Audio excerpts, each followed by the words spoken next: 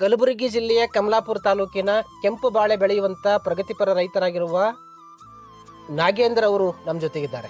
ಅವರು ಕಳೆದ 40 ವರ್ಷಗಳಿಂದ ಈ ಬಾಳೆಯನ್ನ ಬೆಳೀತಾ ಇದ್ದಾರೆ.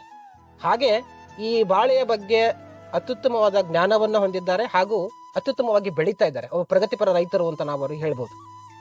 ಅವರು ಇಲ್ಲಿ ಈ ಬೆಳೀತಾ ಇದರ ಆಗು ಹೋಗುಗಳನ್ನ ಮತ್ತೆ ಇದ್ರ ಹೇಗೆ ಬೆಳೀತದೆ, ಏನಾಗ್ತದೆ ಅನ್ನೋ ಸಂಪೂರ್ಣವಾದ ಮಾಹಿತಿಯನ್ನ ಹೊಂದಿದ್ದಾರೆ. ಮತ್ತೆ ನಮಗೆ ಈ ಬಾಳೆಯನ್ನ ನೋಡ್ಲಿಕ್ಕೆ, ಈ ಬಾಳೆಯನ್ನ ಸವಿಲಿಕ್ಕೆ ಅವಕಾಶವನ್ನ ಕೊಟ್ಟಿದ್ದಾರೆ.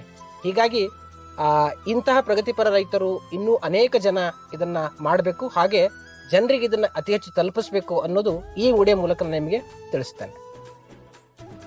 ಈ ಕೆಂಪು ಬಾಳೆಯ ಬಗ್ಗೆ ನಾವು ಇನ್ನೊಂದಿಷ್ಟು ಮಾಹಿತಿಯನ್ನ ತಿಳ್ಕೊಳ್ಳೋದಕ್ಕೋಸ್ಕರ ಈಗ ನಾವು ತಿಳ್ಕೊಳ್ಳಿಕ್ಕೆ ಪ್ರಯತ್ನ ಮಾಡೋಣ. ಸರ್, ಈ ಕೆಂಪು ಬಾಳೆ ಎಷ್ಟು ಎತ್ತರಕ್ಕೆ ಬೆಳೀತದೆ? ಜಾಸ್ತಿ ಹೈಟ್ ಇರ್ತದೆ, ಮಿನಿಮಮ್ ಒಂದು 15-20 ಫೀಟ್ ಇರ್ತದೆ. 15 ಫೀಟ್.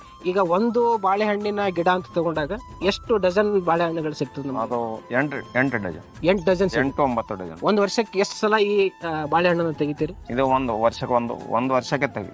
ಒಂದು ವರ್ಷದಲ್ಲಿ ಒಂದ್ಸರ್ತಿ ತೆಗಿತೀರಿ. ಈಗ ಒಂದು ಗಿಡದಿಂದ ಇನ್ನೊಂದು ಗಿಡಕ್ಕೆ ಎಷ್ಟು ವ್ಯತ್ಯಾಸ ಇರಬೇಕು? ಎಷ್ಟು ಫೀಟ್ ವ್ಯತ್ಯಾಸ ಇರಬೇಕು? 6.5 ಫೀಟ್. ಓಕೆ. ಈಗ ಇಲ್ಲಿನ ಮಣ್ಣಿಗೆ ಅಂದ್ರೆ ನೀವು ಹೆಚ್ಚು ಫಲವತ್ತತೆಯನ್ನು ಬರಲಿಕ್ಕೆ ಮಣ್ಣಿಗೆ ಏನಾದರೂ ಹಾಕ್ತೀರಾ? ಬಳಕೆ ಮಾಡ್ತೀರಾ? ಗೊಬ್ಬರವನ್ನು ಬಳಕೆ ಮಾಡ್ತೀರಿ.